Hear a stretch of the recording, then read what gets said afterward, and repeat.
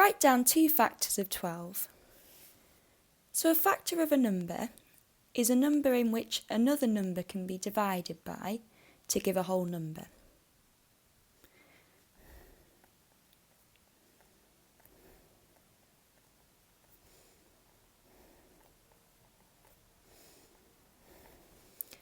Now there's more than one answer for this question, as there are more than 2 factors of 12. So we can list out the factors of 12. So we can start off with 1 multiplied by 12. Now this makes 1 and 12 both factors of 12. Now 12 is also divisible by 2, so therefore 2 is a factor. And 2 multiplied by 6 gives us 12, so therefore 6 is also a multiple. And now finally, the other 2 numbers which we can divide 12 by are 3 and 4. Now we can see that each of these 3 rows are equal to 12. So therefore, for this question, we can choose any of these 2 numbers. And this question's worth 1 mark. And this is for choosing 2 of the 6 factors of 12.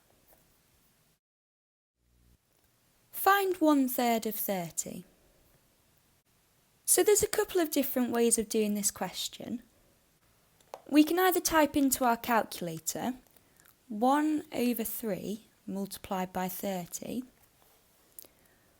or we can do the calculation 30 divided by 3. And both of these calculations will give us an answer of 10. And this question's worth 1 mark, and this is for the correct answer of 10. Write 0.7 as a fraction.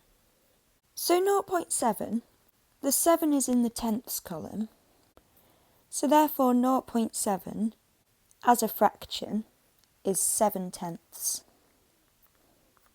And this question's worth 1 mark, and this is for the correct answer. Here is a list of numbers: 7, 8, 15, 16, 18 and 22. Write down the number from the list that is a multiple of 6. So if a number is a multiple of 6, this means we would be able to divide that number by 6, and we would get a whole number as an answer.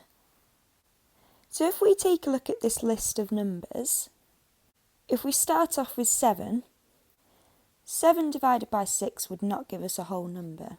8 divided by 6 would also not give us a whole number.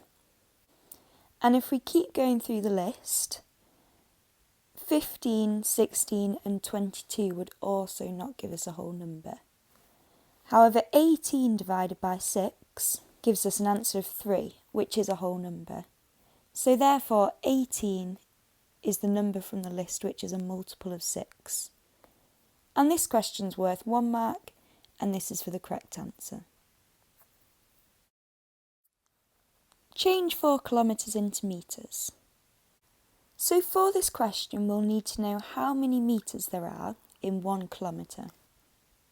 So 1 kilometre is equivalent to 1,000 metres.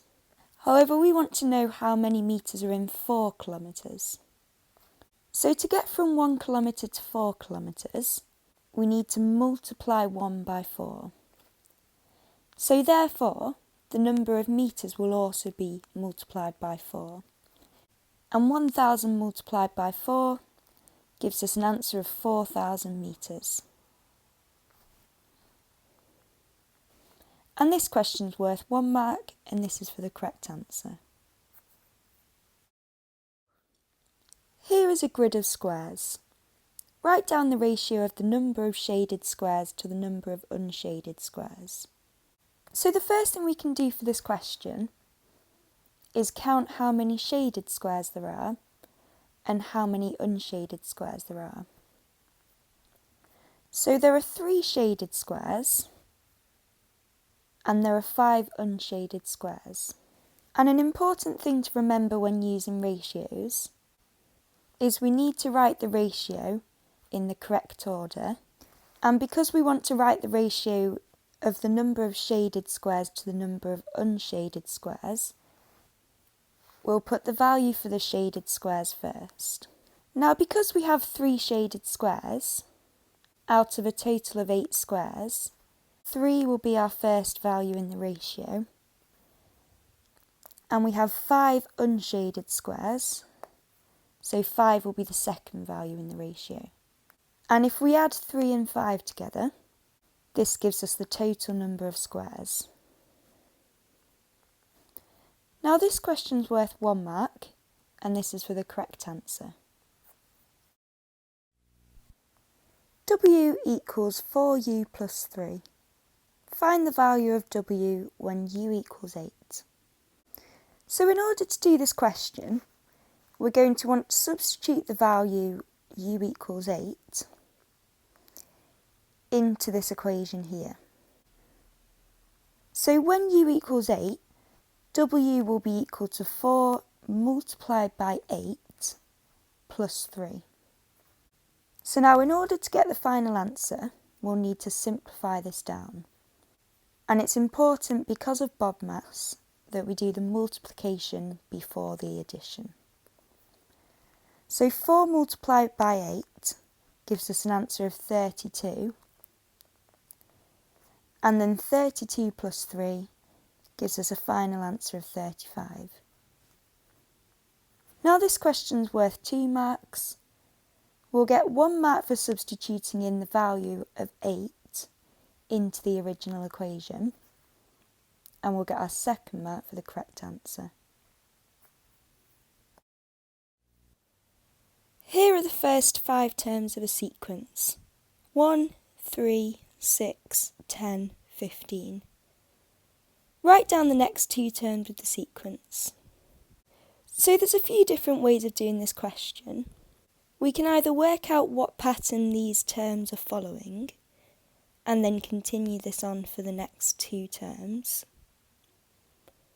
or we can work out the nth term. So if we want to work out the pattern that these 5 terms are following, we can work out what we're adding to each number in order to get the next number. So in order to get from 1 to 3, we need to add 2. In order to get from 3 to 6, we need to add 3. In order to get from 6 to 10, we need to add 4. And then in order to get from 10 to 15, we need to add 5. Now if we look at these values, we are adding 1 each time. So therefore, if we added 5 to get to the 5th term, then in order to get to the 6th term, we're going to want to add 6. So 15 add 6 gives us 21. And again, using the same process for the 7th term, in order to get the 7th term, we're going to want to add 7 to the 6th term. And 21 add 7 gives us an answer of 28. So therefore, the next 2 terms of the sequence are 21 and 28. Now this question's worth 2 marks, and we'll get 2 marks for having both of the values correct.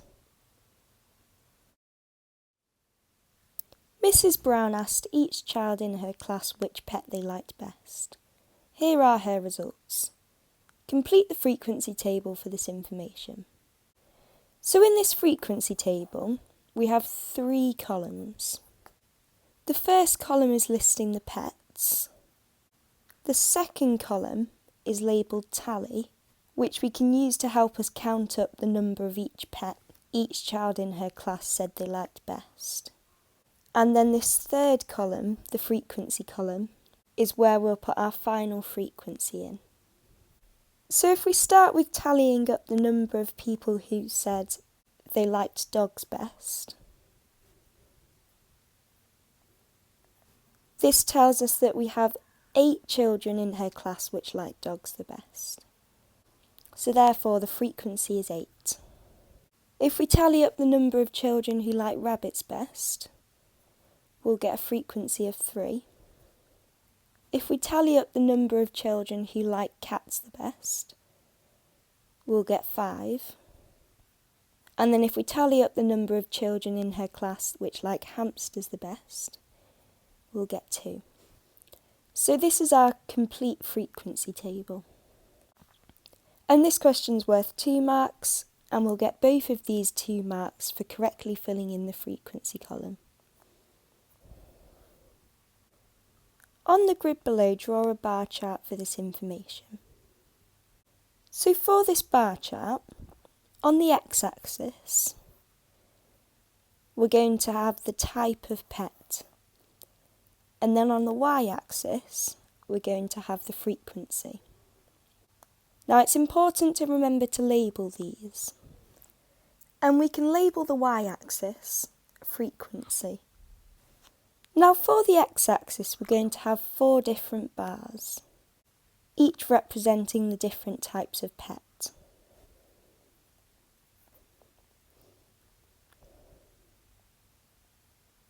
Now the next thing we'll want to do is add in a scale for the y-axis. So our range of values is between 2 and 8.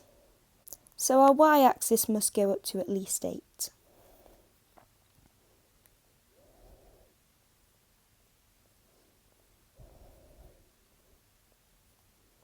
So our y-axis should look something like this.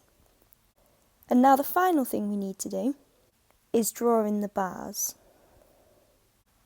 So because the frequency for dog is 8, then our bar is going to want to end at 8. So we can draw our bar in so that it looks something like this. Next we can move on to rabbit, which has a frequency of 3. So our bar is going to want to end at 3. And again we can draw in our bar so that it looks something like this. Next, the frequency for cats is 5. So our bar should look something like this. And then finally, the frequency for hamsters is 2. So our bar should look something like this. Now this question's worth 3 marks. We'll get 1 mark for correctly labelling either the x-axis or the y-axis. We'll get a 2nd mark for correctly drawing in at least 2 bars. And we'll get our 3rd mark for a complete bar chart with both axes labelled correctly, along with 4 correct bars. Write down the most popular pet. So to work out the most popular pet, we can either look back at our frequency table or look at our bar chart. So using our bar chart, we're looking for the tallest bar, which indicates the highest frequency. And if we look at the bar chart we've drawn, we can see that the dog bar has the greatest frequency and therefore is the most popular pet. And this question's worth 1 mark, and this is for stating that the dog is the most popular pet. On the diagram above, draw a diameter of the circle. So a diameter of the circle will be a straight line which passes through the centre of the circle and whose start and end points lie on the edge of the circle. So our diameter will look something like this. Now it does not matter which direction we draw our diameter, as long as it starts at one end of the circle, goes through the centre of the circle, and ends at the other end of the circle, and is a straight line. And this question's worth 1 mark, and this mark is for correctly drawing a diameter on the circle. On the diagram below, draw a segment of the circle.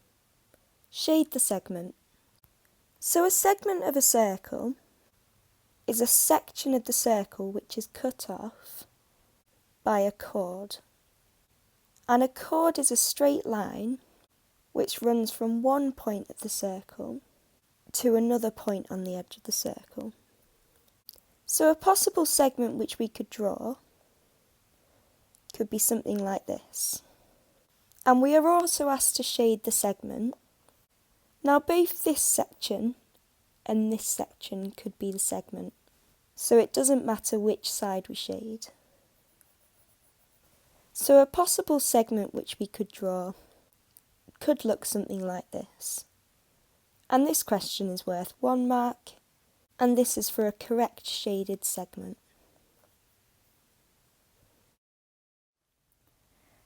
Dylan buys 13 bicycle lights for £7.50 each. He pays with 5 £20 notes. How much change should Dylan get?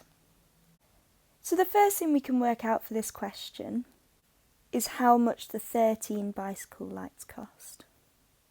And to work this out, we can do the calculation on our calculator, 13 multiplied by £7.50. And this gives us an answer of £97.50. So £97.50 is how much Dylan paid for the 13 bicycle lights. The next thing we can work out is how much money Dylan gave to the shop. So we're told in the question that he pays with 5 £20 notes.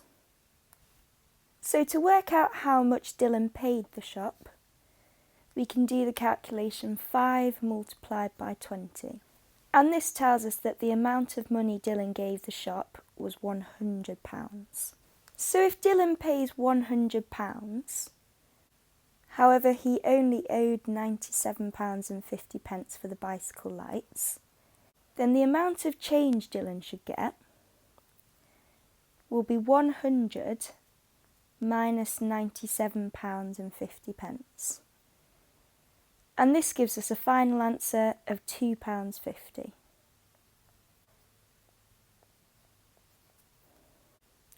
Now this question's worth 3 marks. We'll get 1 mark for working out the cost of all 13 bicycle lights. We'll get our 2nd mark for taking this away from 100. And we'll get our 3rd mark for the correct answer of £2.50. The normal price of a bicycle is £120. In a sale, there is 1/5 off the normal price of the bicycle. Work out the price of the bicycle in the sale.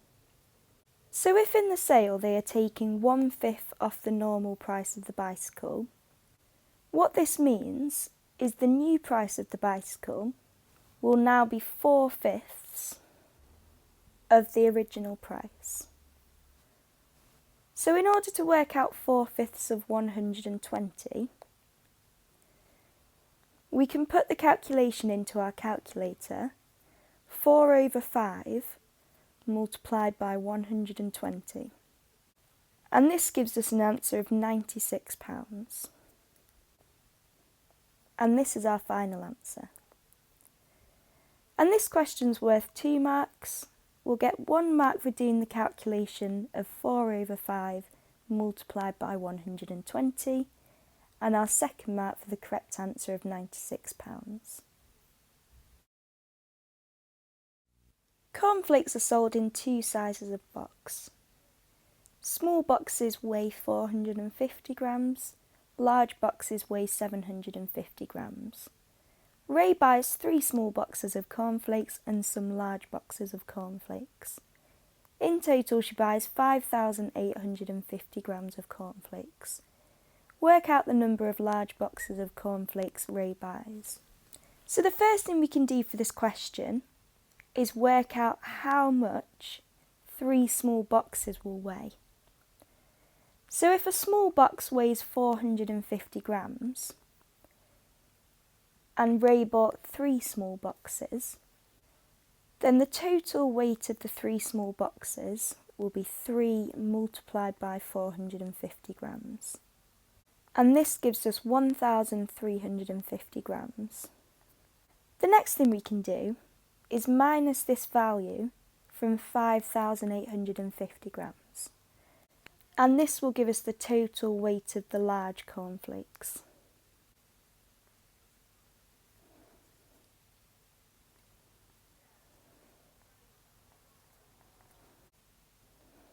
And this gives us an answer of 4,500 grams. So the total weight of the large cornflakes is 4,500 grams. Now, in order to work out how many large boxes this is equivalent to, we're going to want to divide 4,500 by the weight of the large boxes of cornflakes, which is 750 grams.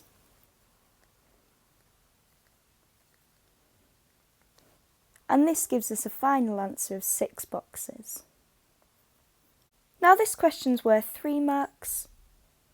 We'll get 1 mark for working out the total weight of the small boxes. We'll get a 2nd mark for using a suitable method to work out the total number of large boxes row bys. And our 3rd mark for the correct answer of 6.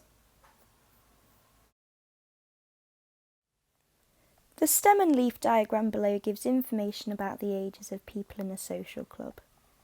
Find the range in these ages. So the range of values is the difference between the smallest value and the largest value. So we can start by finding the smallest value. So because this is a stem and leaf diagram, the smallest value will be at the top, as this top row here represents the people in their 30s. So out of 31, 34 and 35, 31 is going to be the smallest value. And then if we take a look at the largest value, this will be in the bottom row here. And out of 70 and 74, 74 is going to be the largest value. So these are the 2 values which we need in order to work out the range. So the next thing we can do is work out the difference between these 2 values. And to do this, we can do the calculation 74 minus 31, which gives us an answer of 43 years. And this question's worth 2 marks. We'll get 1 mark for identifying the 2 key values, and our 2nd mark for the correct answer of 43 years. Here is a rectangle. Kobe has to find the perimeter of this rectangle. He writes the perimeter is equal to 7 multiplied by 3. What mistake has Kobe made? So the perimeter is the total length of all of these sides added together. However, what Kobe has done is multiplied these values together, therefore working out the area rather than the perimeter. So the mistake that Kobe has made is Kobe has worked out the area rather than the perimeter. And this question's worth 1 mark, and this is for a suitable statement explaining what mistake Kobe has made. Here is a triangle. Iram solves a problem about this triangle to find the value of x. Her answer is x equals -2. Explain why Iram's answer must be wrong. So if we take a look at the triangle, we can see that one of the side lengths is equal to x. However, Iram has worked out her answer of x as being -2, which would make this side length -2 centimetres, which is not possible. So therefore, Iram's answer must be wrong, because x cannot be a negative number because it is a length.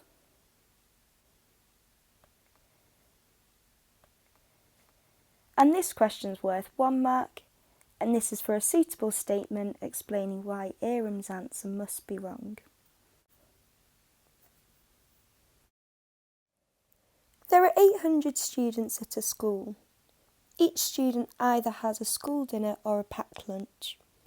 31% of the students have packed lunches, 55% of the students are boys, 60% of the boys have school dinners. How many girls have packed lunches? You must show all your working. So an important thing for questions like these is it's important to arrange your workings out in a way where we won't get confused. So to make it easier, we can display the information in a table. And we can label the rows, boys, girls, and then total. And we can label the columns, packed lunch, school dinner, and then total. So the next thing we can do is start working through the information we're given in the question. So we are told that there are 800 students at the school. So we can fill this into our table, into the total row and the total column. We are next told that 31% of the students have packed lunches. So this means that 31% of the 800 students have packed lunches. So to work this out, we're going to want to use the multiplier for 31%, which is 0.31, and then we're going to want to multiply this by the amount of students, which is 800. And when we put this into our calculator, this gives us 248 students. So again, we can fill this into our table, and this is the total number of students who have packed lunches. Next, we are told that 55% of the students are boys. So again, using the multiplier for 55%, which is 0.55, if 55% of the total number of students are boys, then we're going to want to multiply this by 800. And this gives us an answer of 440 students. And this is the total number of students who are boys. And finally, we are told that 60% of the boys have school dinners. Now, if we've just worked out that there are 440 boys, and 60% of these have school dinners, then to work this out, we can do 0.60 multiplied by 440. And this gives us 264 students. And this is the number of boys who have school dinners. So we've now worked out all of the information we can from the question. So what we need to do is use this table to fill in the gaps so that we can work out the number of girls who have packed lunches. So the first thing that we can work out, if we have 440 boys in total and 264 of these have school dinners, then the number of boys who have packed lunches will be 440 minus 264, and this gives us 176 students.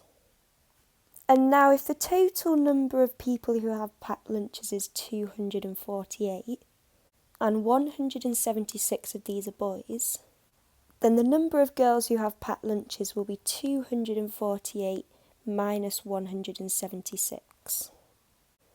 And this gives us an answer of 72. And therefore, the number of girls who have packed lunches is 72.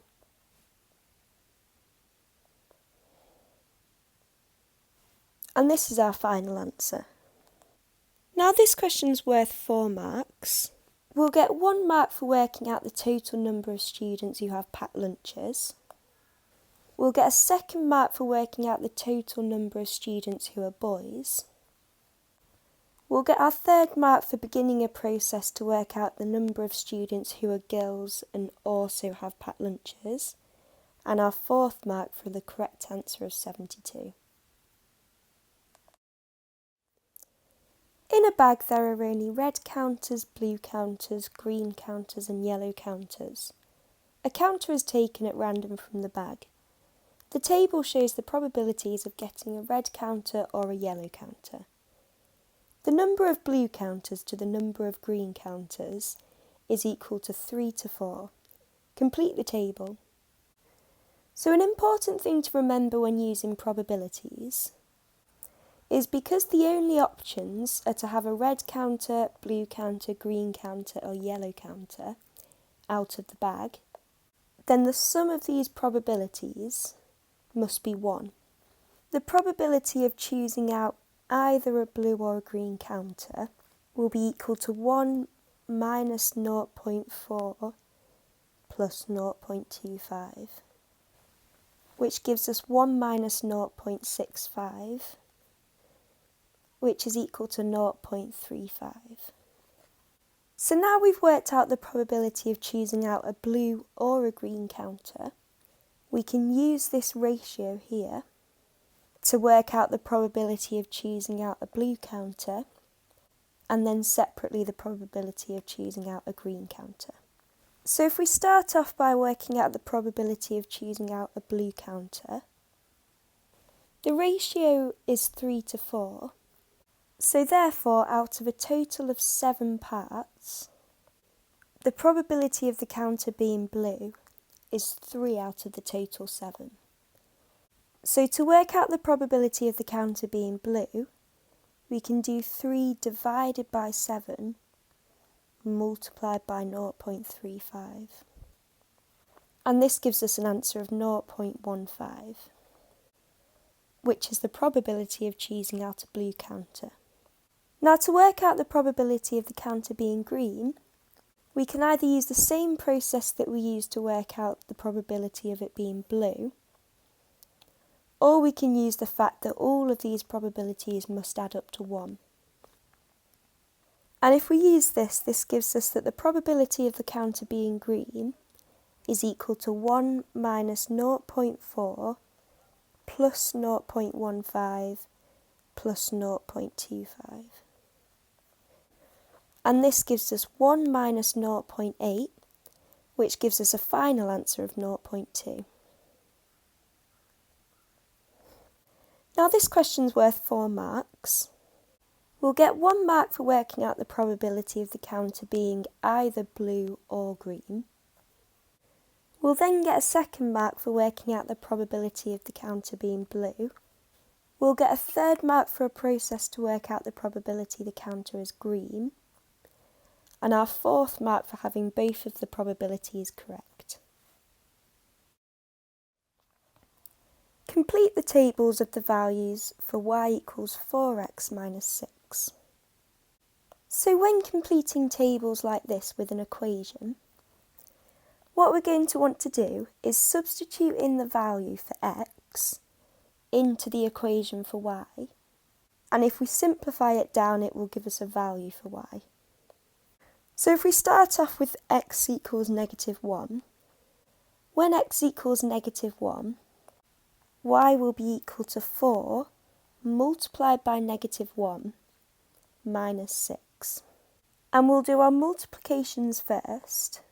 So this will simplify down to y is equal to negative 4 minus 6, which simplifies down to negative 10. And this is our value for y when x is equal to negative 1. Next, when x is equal to 0, y will be equal to 4 multiplied by 0 minus 6, which simplifies down to y is equal to negative 6. So this is our value for y when x is equal to 0. When x is equal to 2, y is equal to 4 multiplied by 2 minus 6, which gives us y is equal to 2. And finally, when x is equal to 3, y is equal to 4 multiplied by 3 minus 6, which simplifies down to y is equal to 6. Now this question's worth 2 marks, and we'll get both marks for having all 4 values correct in the table. On the grid, draw the graph of y equals 4x minus 6 for the values of x from negative 1 to 4. So we're going to need to use the table of values, which we filled out in the first part of this question. So if we start off with when x equals negative 1, y is equal to negative 10. So we can start plotting the points. So on the x-axis we're going to want to look for negative 1, and then on the y-axis we want the value negative 10.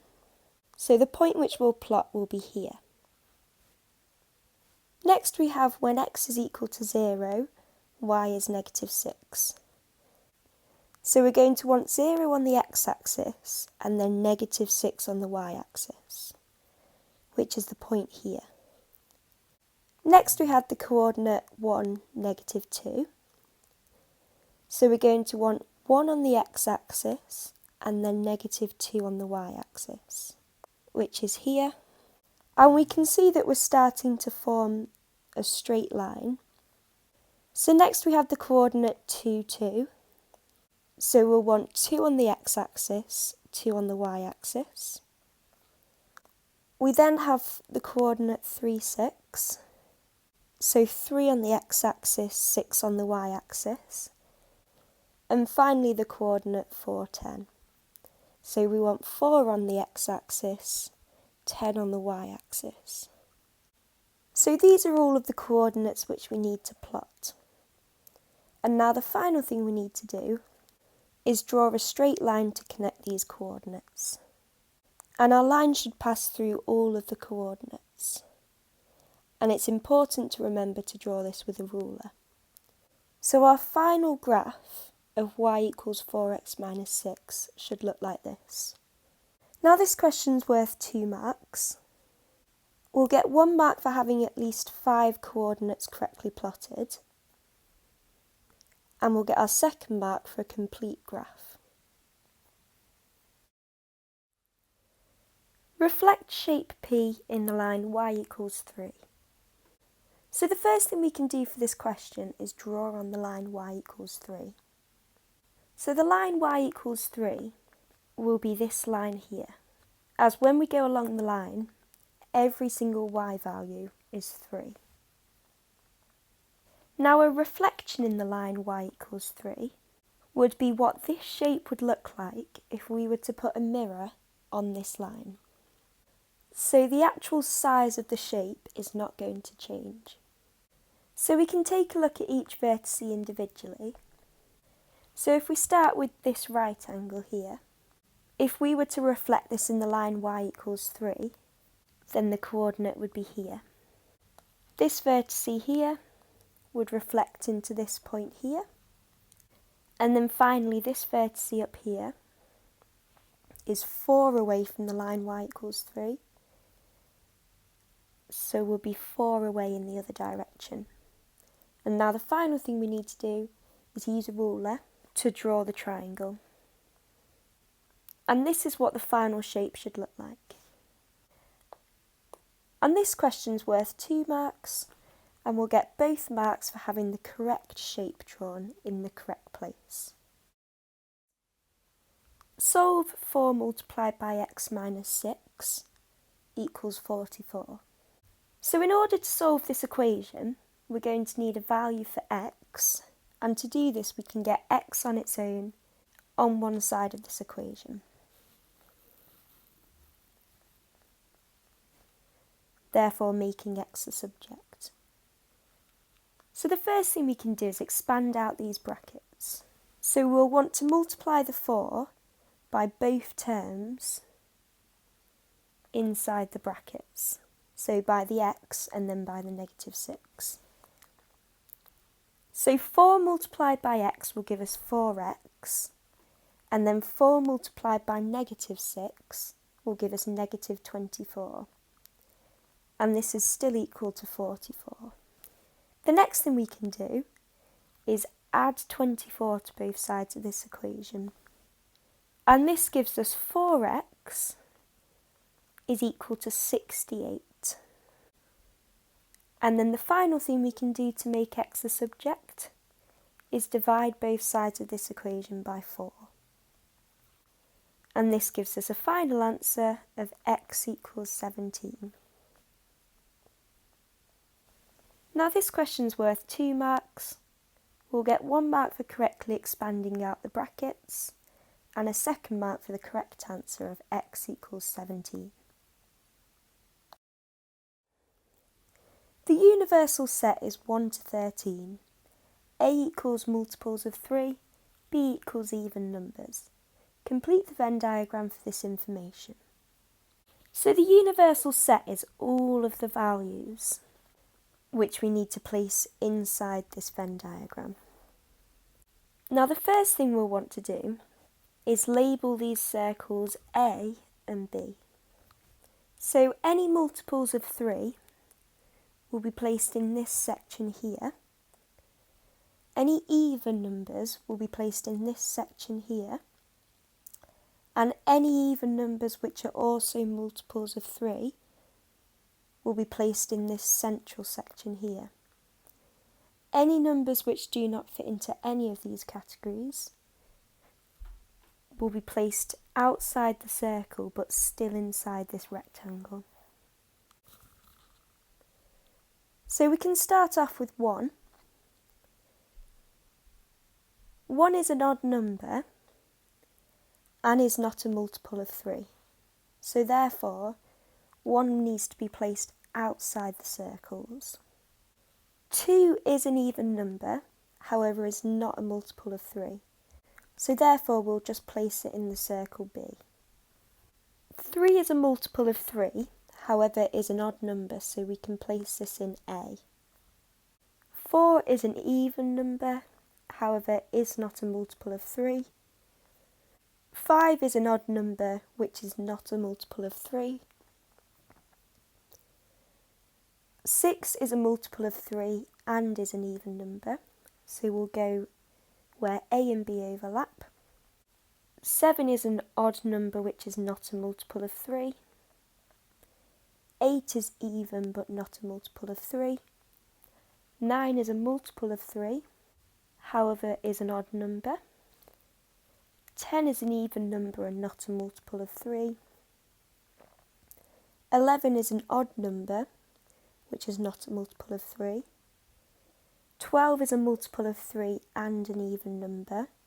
And finally 13 is an odd number which is not a multiple of 3. And this question's worth 4 marks. We'll get 1 mark for labelling the circles correctly. And we'll get the remaining 3 marks for having the full Venn diagram completed correctly. Franco buys a house for £146,500. He sells the house for £158,220. Calculate the percentage profit Franco makes. So the first thing we'll need to work out in order to work out the percentage profit is the amount of money he made when he sold the house. So we'll want to do the calculation 158,220 minus 146,500. And this gives us a profit of £11,720. So the next thing we'll want to work out is the profit as a percentage of the amount that Franco bought the house for.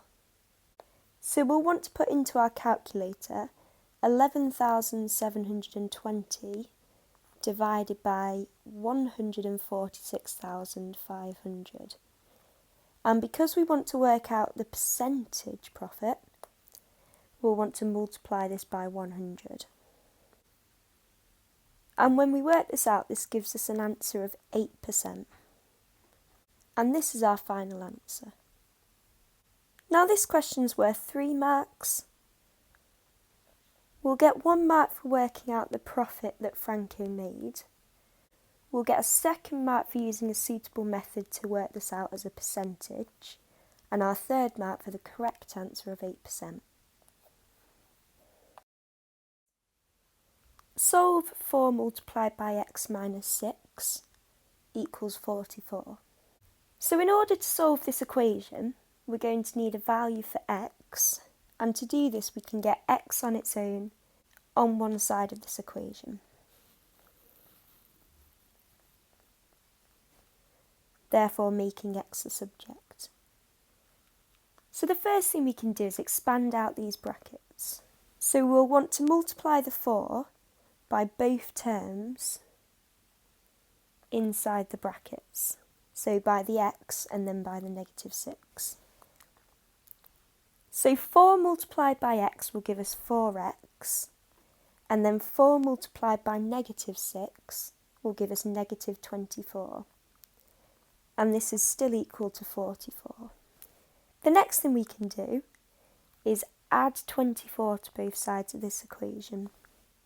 And this gives us 4x is equal to 68.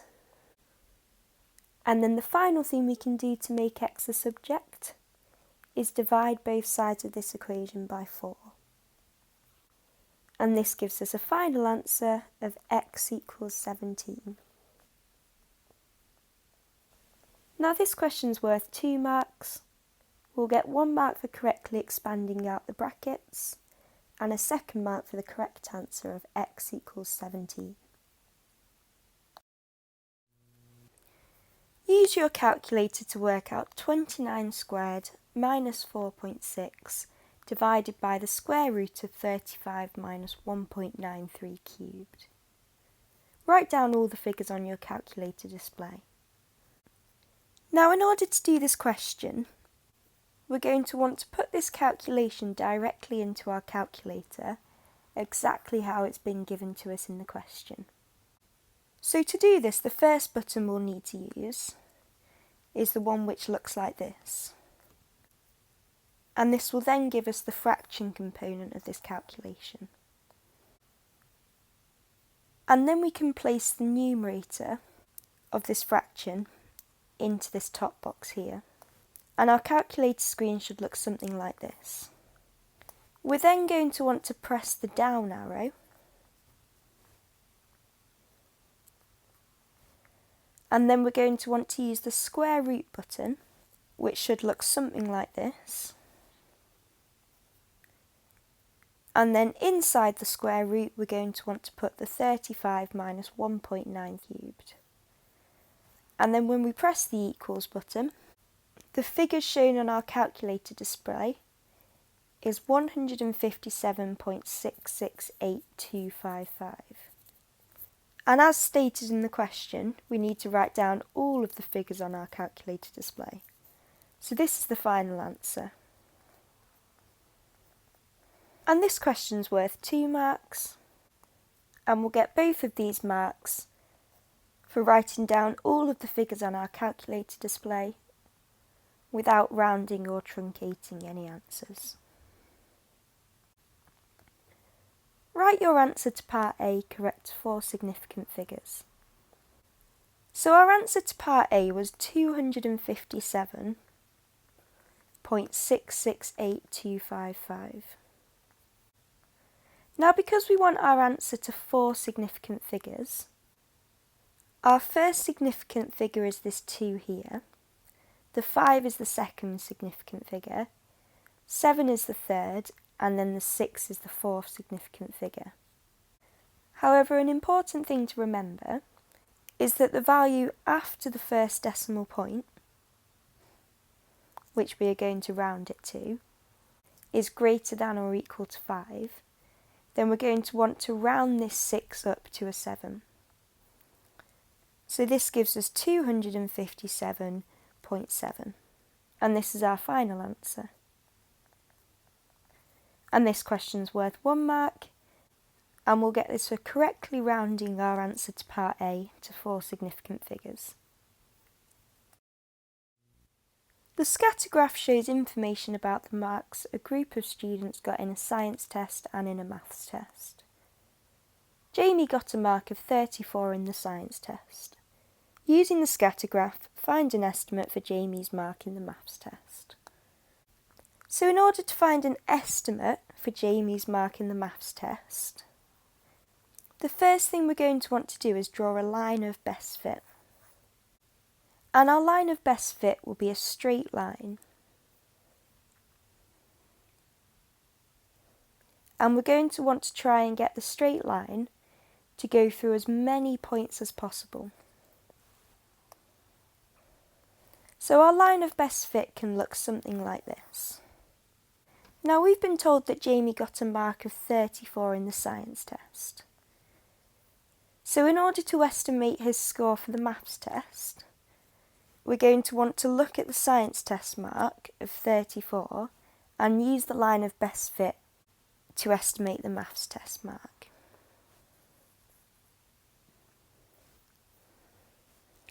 And when we do this gives us a value of 39. And this is our final answer. And we'll get 2 marks for this question.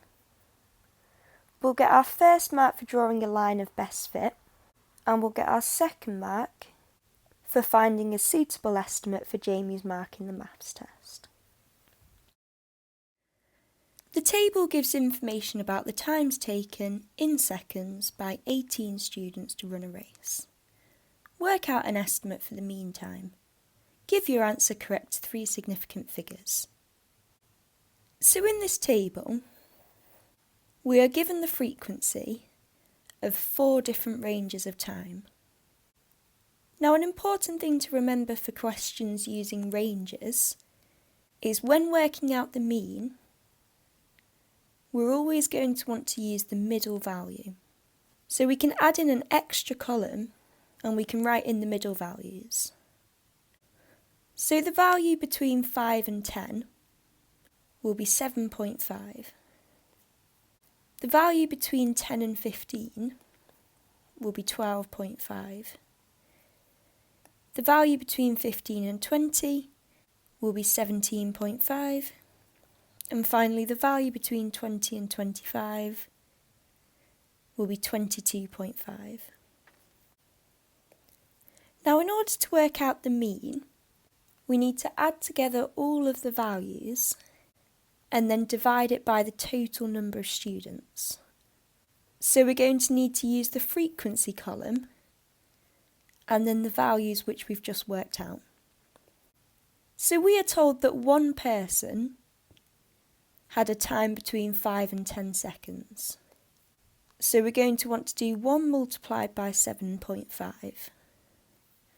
Next, we are told that 2 people had a time between 10 and 15 seconds. So we're going to want to add 2 multiplied by 12.5. 7 people had a time between 15 and 20 seconds, so we're going to want to add 7 multiplied by 17.5. And finally, 8 people had a time between 20 and 25 seconds. So we're going to want to add 8 multiplied by 22.5. Now this calculation is going to give us the total time taken by the 18 students, all added together. And if we put this into our calculator, this gives us 335. And now the final thing we need to do for this question, to work out the mean, is we want to divide 335 by 18, as we are told that there are 18 students who run the race. And this gives us an answer of 18.6111. Now the final thing we need to do for this question is give our answer correct to 3 significant figures. And 18.6111 to 3 significant figures will give us 18.6. And this is because the value after the 3rd significant figure is less than 5. So 18.6 is our final answer. Now this question is worth 3 marks. We'll get our first mark for finding the total time taken by all 18 students to run the race. We'll get our second mark for dividing this value by 18, and our third mark for giving a correct answer of 18.6 to 3 significant figures. Write 37 centimetres cubed in millimetres cubed. Now what we'll need to know for this question is how many millimetres there are in 1 centimetre. So 1 centimetre is equal to 10 millimetres. However, what we can see from this question is we're working in centimetres cubed and millimetres cubed. So in order to work out how much 1 centimetre cubed is in millimetres cubed, rather than multiplying the 1 by 10, we're actually going to multiply this by 10 cubed. So therefore, 1 centimetre cubed is equivalent to 10 cubed millimetres cubed. Now from this, we can now work out how many millimetres cubed 37 centimetres cubed is. So to get from 1 centimetre cubed to 37 centimetres cubed, we would need to multiply 1 by 37. So we can do the same for the 10 cubed. And if we put this into our calculator, this gives us an answer of 37,000 millimetres cubed. And this is our final answer. And this question's worth 1 mark, and we'll get this for the correct answer of 37,000. Nima was driving to a hotel. He looked at his sat-nav at 1:30. Nima arrived at the hotel at 2:48. Work out the average speed of the car from 1:30 to 2:48. You must show all your workings. So in order to work out the average speed of the car, there's 2 pieces of information we'll need to know. We'll need to know the distance travelled and the time taken to travel that distance. So the first thing we can work out is the time between 1:30 and 2:48. Now it can sometimes be easier to work out time in steps. So to get from 1:30 to 2:30, we would need to add on 1 hour. However, we're still not at 2:48. Now the difference between 30 and 48 is 18 minutes. So therefore, 18 minutes have passed. So now if we add together the 1 hour and the 18 minutes, the time taken will be 1 hour, 18 minutes. Now we've worked out the time between 1:30 and 2:48. However, we can't work out the average speed when the time is in this format. We need to convert this into hours. Now there are 60 minutes in 1 hour. However, we want to work out how many hours 18 minutes will be. Now if we do the calculation 18 divided by 60, this tells us that we need to multiply 60 by 0.3 to get 18 minutes. So therefore, we're going to want to multiply 1 hour by 0.3. And this gives us that 18 minutes is equal to 0.3 hours. And if we add on the 1 hour, then this means that the total time taken to travel the 65 miles is 1.3 hours. Now in the question we've been given the distance travelled, which is 65 miles. So the final thing we need to do is work out the average speed. Now the speed is equal to your distance travelled divided by the time taken to travel that distance. So if we substitute in the values we've been given in the question and the ones we've worked out, this tells us that the average speed is 65 divided by 1.3. And if we put this into our calculator, this gives us a final speed of 50 miles per hour. And this is our final answer. Now this question's worth 4 marks. We'll get our first mark for working out the difference in time between 1:30 and 2:48. We'll get our second mark for converting this into hours. We'll get our third mark for substituting in the values into the equation for the average speed. And we'll get our fourth mark for the correct answer of 50 miles per hour.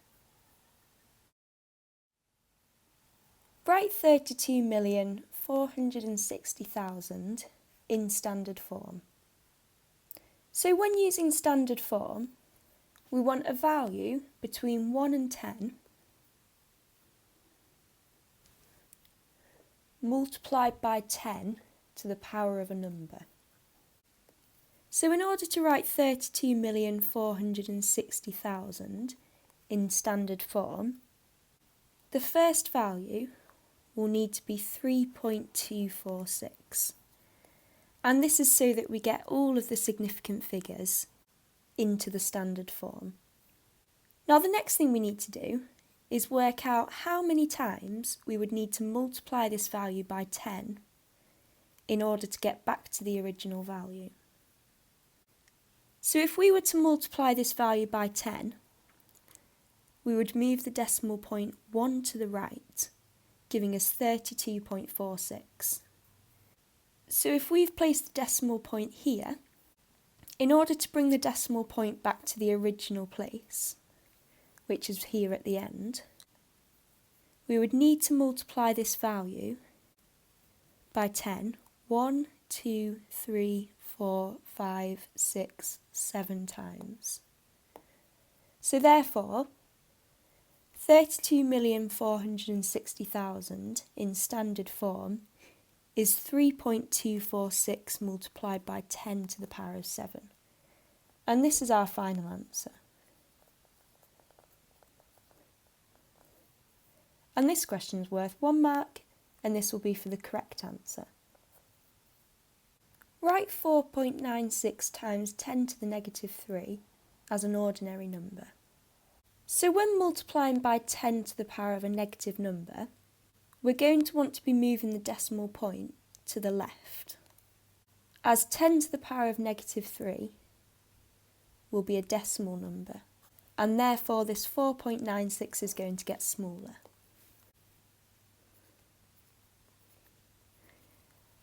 So if we write 4.96 with some zeros in front, and we want to move the decimal point to the left, because we have this negative 3 here, we're going to want to move the decimal point 3 places to the left, which gives us an answer of 0.00496. So therefore 4.96 times 10 to the negative 3 as an ordinary number is 0.00496. And this is our final answer. And we'll get 1 mark for this question, and this is for the correct answer. The diagram shows a regular pentagon and a parallelogram. Work out the size of the angle marked X. You must show all your working. So the first thing we'll want to work out is what one of these interior angles will be in this pentagon. Now we are told that this is a regular pentagon, and what this means is the length of all the sides are the same, and all of the interior angles will be the same. So the first thing we can do is work out the sum of all of the interior angles in this pentagon. Now the general formula for the sum of interior angles is that the sum of the interior angles is equal to the number of sides minus 2 multiplied by 180.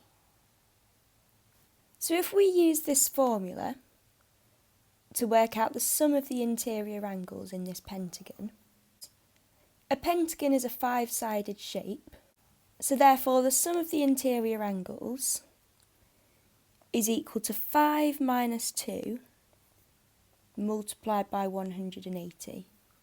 Now 5 minus 2 is 3, and then 3 multiplied by 180 gives us 540 degrees. Now in order to work out what one of these angles will be, we'll need to divide 540 by 5, as we have worked out the sum of the interior angles. And 540 divided by 5 gives us 108 degrees. So all of these interior angles are 108 degrees. The next thing we can do, in order to work out the size of angle X, is work out the size of this angle here in the parallelogram. Now a rule we'll need to know is that in parallelograms, opposite angles are equal.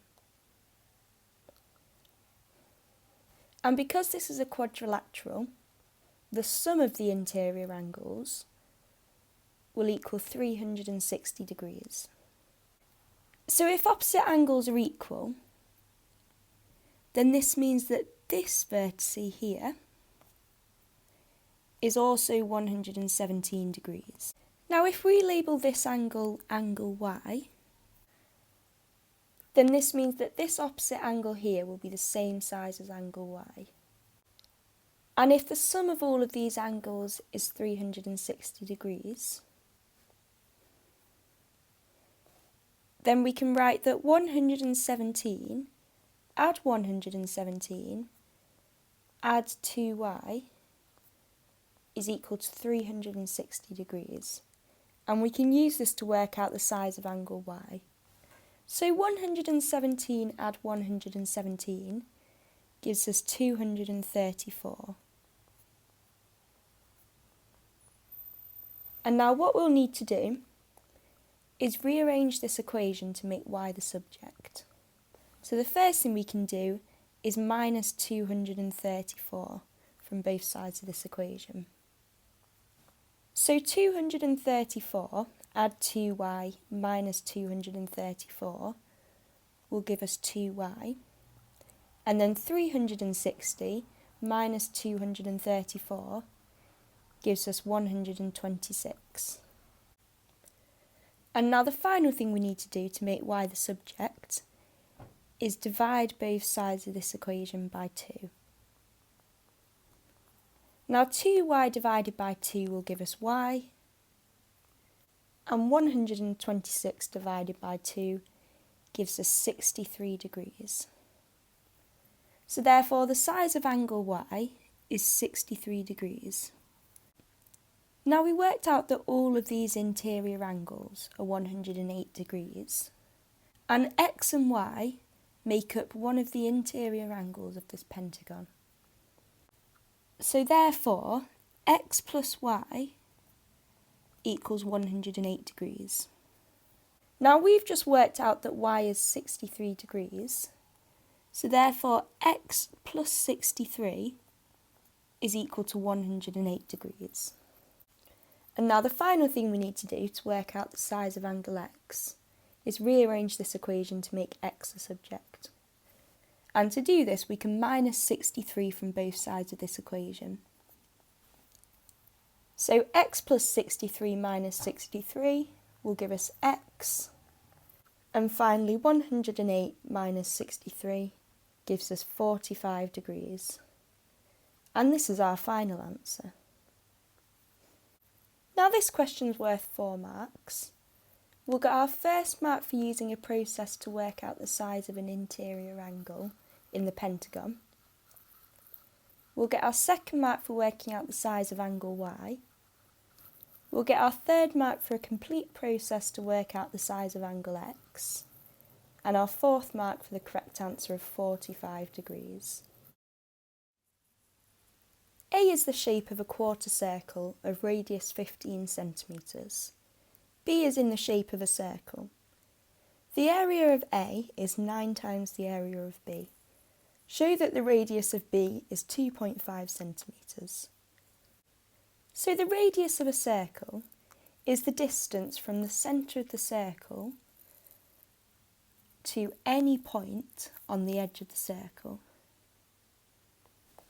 And we can represent this with the letter R. The next thing we'll need to know for this question is how to work out the area of a circle. So the area of a circle is equal to pi multiplied by the radius squared. And this is the formula we would use to work out the area of a full circle. So therefore it's the formula we can use to work out the area of shape B. Now the area of shape A, in order to work out the area of the full circle we would use pi r squared. However, we are told that shape A is a quarter circle, and therefore it will have a quarter of the area of what it would if it was a full circle. So therefore, the area of shape A can be worked out by pi multiplied by r squared divided by 4. We are also told that the area of A is 9 times the area of B.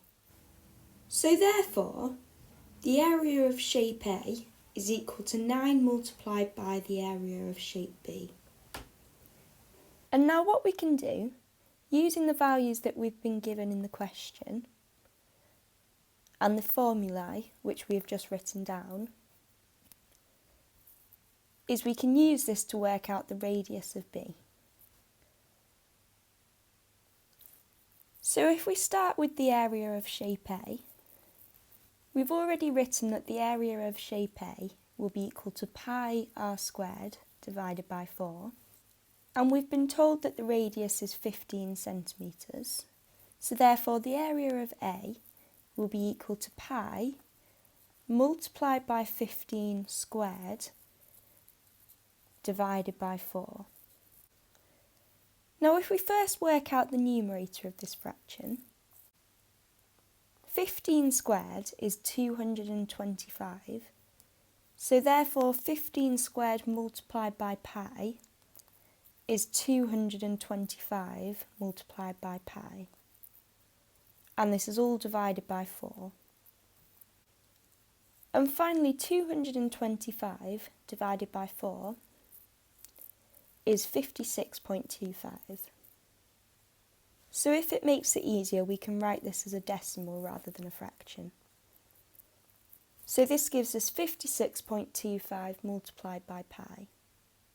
Now next, we wrote down that the area of A is equal to 9 times the area of B. Now because we don't have the radius for B, we can leave the area in terms of r. So if area A is equal to 9 times the area of B, and we've worked out the area of A as 56.25 multiplied by pi, then this means that 56.25 pi is equal to 9 multiplied by pi r squared. Now the first thing that we can see when looking at this equation is we have a pi term on both sides.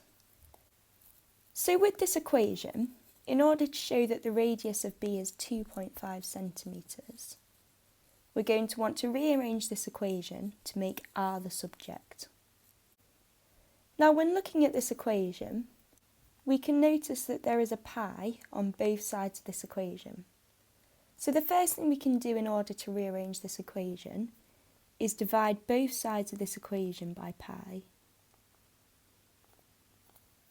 So 56.25 pi divided by pi will give us 56.25.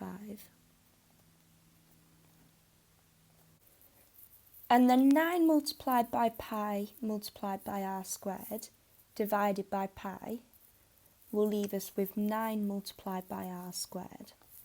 The next thing we can do is divide both sides of this equation by 9. And this will leave us with the numerical terms on one side of the equation and the r squared on the other side of the equation. So 56.25 divided by 9 gives us 6.25. And then 9r squared divided by 9 will just give us r squared. Now the final thing we need to do to work out the value of r is get rid of this square term here. And to do this, we're going to need to use the square root button on our calculator.